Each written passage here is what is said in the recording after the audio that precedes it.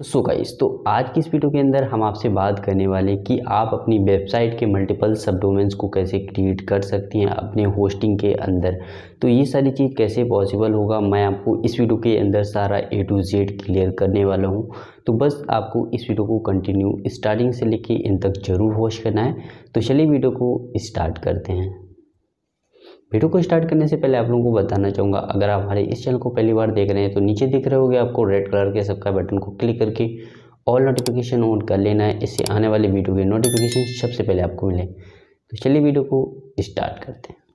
तो सब डोमेन्स को कैसे बनाते हैं, इससे पहले समझ लेते हैं कि सब डोमेन एक और एक डोमेन में दोनों में क्या डिफरेंस होता है।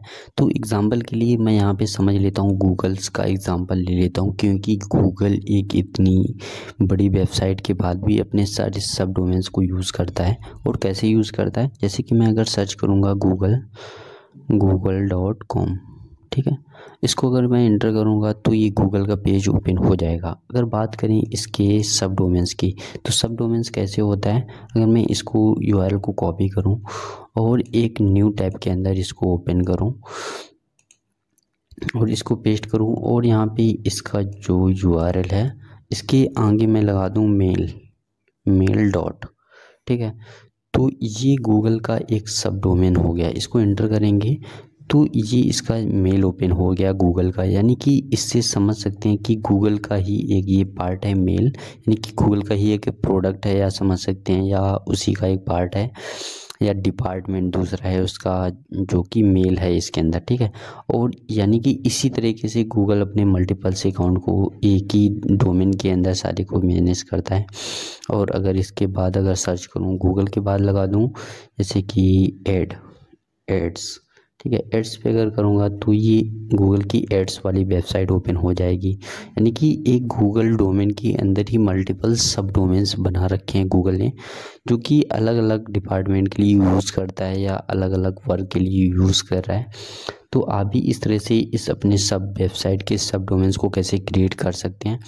और अगर आप भी मल्टीपल्स सब डोमेन्स को यूज़ करना चाहते हैं तो मैं आपको सजेस्ट करूंगा ब्लू होस्ट, उसका लिंक मैं वीडियो के डिस्क्रिप्शन में दे दूंगा। वहां से जाके आप अगर होस्टिंग को बाई करते हैं तो वहां पे आपको मल्टीपल्स सब डोमेन्स वहां पे मिल जाते हैं। तो इस तरह से सब डोमेन्स वर्क करते हैं। और डोमेन्स में आपको आपकी होस्टिंग का जो चार्जेस डोमेन्स का जो एनुअली रिन्यूअल चार्जेस लगता है वो यहाँ पे बच जाता है। और आपका वेबसाइट इसी तरीके से वर्क करता है, सारा सेम होता है, बट वहाँ पे आपकी वेबसाइट के आगे आपको कुछ जो भी आप, जैसे कि गूगल ने यहाँ पे बना दिया है ads.google.com, तो इसी तरह से अगर गूगल की कोई भी प्रोडक्ट को आप यूज़ करेंगे तो उसके आगे सब डोमेन्स ही मिलेगा, क्योंकि मैक्सिमम गूगल जो यूज़ करता है वो सभी का सब डोमेन्स यूज़ करता है। जैसे कि और मैं ले लेता हूँ, जैसे कि प्ले स्टोर को अगर मैं बात करूँ तो play.google.com, प्ले स्टोर को भी अगर यूज़ करता है गूगल तो वहाँ पे भी इसको सब डोमेन्स को यूज़ करता है, कोई अलग से उसके डोमेन्स को यूज़ नहीं करता है गूगल। तो इस तरह से आप भी अपनी एक वेबसाइट है, जैसे कि मैं ले लेता हूँ लुक्स लाइक, जैसे कि anushprajapati.com एक वेबसाइट है, इसका मैं एक सब डोमेन्स अगर बनाऊँ तो जैसे कि मैं इसके आगे लिख दूँ, मैं बनाना चाहता हूँ स्टोर, ठीक है, स्टोर डॉट। तो इस तरह से आप भी अपनी एक वेबसाइट का यहाँ पे सब डोमेन्स बना सकते हैं। यानी कि फॉरवर्डन ये दिखा रहा है, तो ये इसको मैंने डिलीट कर दिया है, इसीलिए यहाँ पे दिखा रहा है, इसका स्टोर पहले क्रिएट था। तो इस तरह से आप भी ये बना सकते हैं। इसके कुछ स्टेप्स हैं जो आपको फॉलो करने हैं। तो चलिए देखते हैं।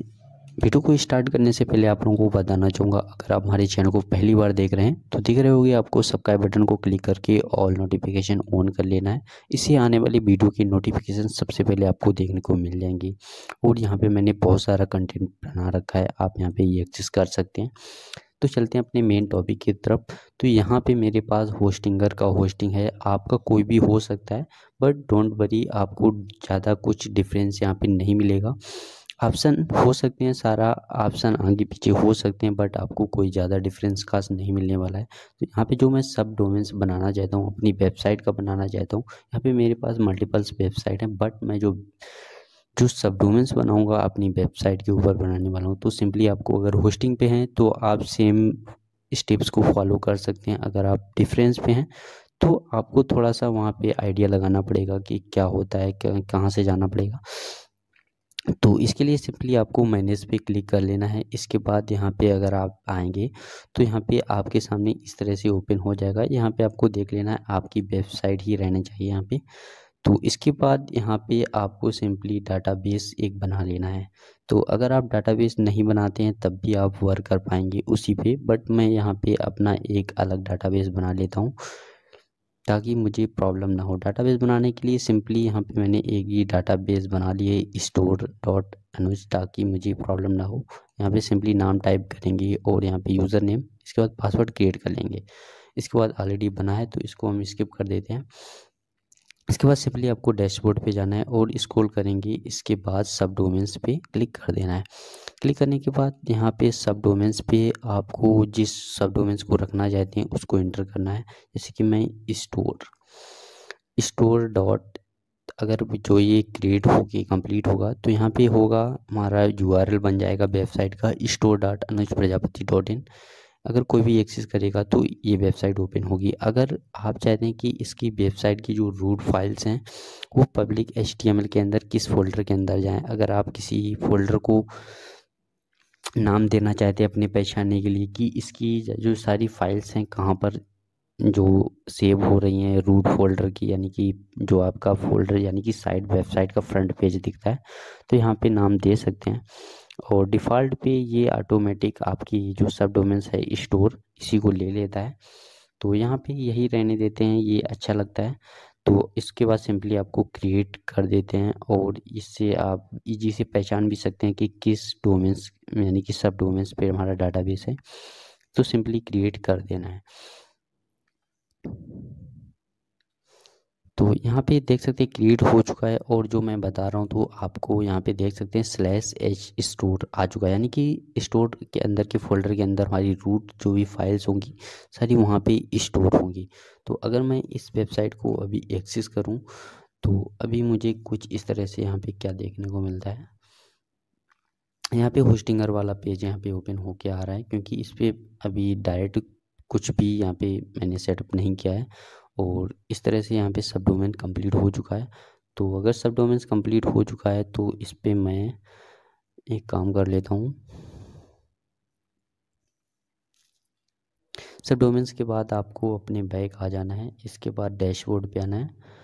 डैशबोर्ड पे आने के बाद आपको अपने डैशबोर्ड पे क्लिक कर देना है। क्लिक करने के बाद यहाँ पे आपका डैशबोर्ड ओपन हो जाएगा वेबसाइट का। इसके बाद यहाँ पे आपका जो सब डोमेन्स बना होगा इसको सिलेक्ट कर लेना है। इसको सिलेक्ट करने के बाद यहाँ पे आप अपनी वेबसाइट पे क्या इंस्टॉल करना चाहते हैं, वर्डप्रेस इंस्टॉल करना चाहते हैं। अगर आप कुछ और इस पे इंस्टॉल करना चाहते हैं तो इसके लिए यहाँ पे आपको ऑप्शन मिल जाता है मल्टीपल्स के लिए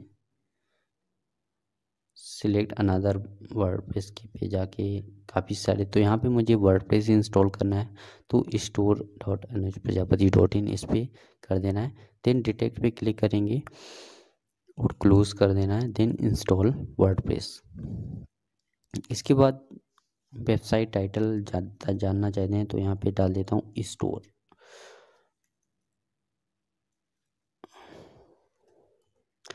तो स्टोर, इसके बाद ईमेल आईडी आप एडमिन ईमेल आईडी दे सकते हैं, यूज़र नेम जो आप रखना चाहते हैं एडमिन दे देता हूँ। और एक पासवर्ड आपको क्रिएट कर लेना है जब भी आप लॉगिन करेंगे वर्डप्रेस, उसके लिए ये यूज़ में आएगा। और इसके बाद नेक्स्ट कर सकते हैं। तो डिफ़ॉल्ट पे ये डाटाबेस ले लेगा। तो यहाँ पे मैंने एक डाटाबेस जो बनाया था स्टोर अंडर स्कोर अनुज, तो इसी को मैं यूज़ करूँगा और इसका पासवर्ड जो क्रिएट किया था उसको यहाँ पे डाल देना है। अगर आप इसको नहीं करेंगे तो ऑटोमेटिक एक डाटाबेस क्रिएट कर लेगा और उसका नाम रेंडमली ही कुछ मिल सकता है। तो याद रखने के लिए सिंपल हो जाता है कि पहले से ही डाटाबेस को क्रिएट कर लें। तो सिंपली नेक्स्ट पे क्लिक करेंगे। इसके बाद सिंपली आपको इंस्टॉल बटन पे क्लिक कर देना है।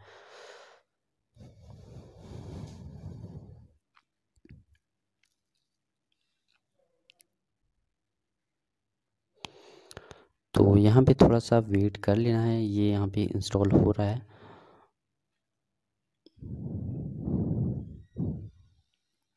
तो यहाँ पे देख सकते हैं सक्सेसफुल इंस्टॉल हो चुका है। अगर मैं इस वेबसाइट को विज़िट करके देखूँ तो store.anuj प्रजापति.in इस वेबसाइट को एक्सेस करूँगा तो यहाँ पे वेबसाइट इस तरह से यहाँ पे आ चुकी है, यानी कि डिफ़ॉल्ट थीम इस पे जो इंस्टॉल होती है वो यहाँ पे आ चुकी है। स्टोर देखिए नाम दिया था और यहाँ पे इसका SSL का सर्टिफिकेट इंस्टॉल नहीं किया है तो इसीलिए आता है। और होस्टिंग पे हमको अनलिमिटेड यहाँ पे फ्री SSL के मिल जाते हैं सर्टिफिकेट, फोर्स HTTP या आपके SSL सर्टिफिकेट इंस्टॉल पे क्लिक कर देंगे तो यहाँ पे हमारी वेबसाइट पे सर्टिफिकेट इंस्टॉल हो जाएगा। रिफ्रेश कर लेते हैं एक बार।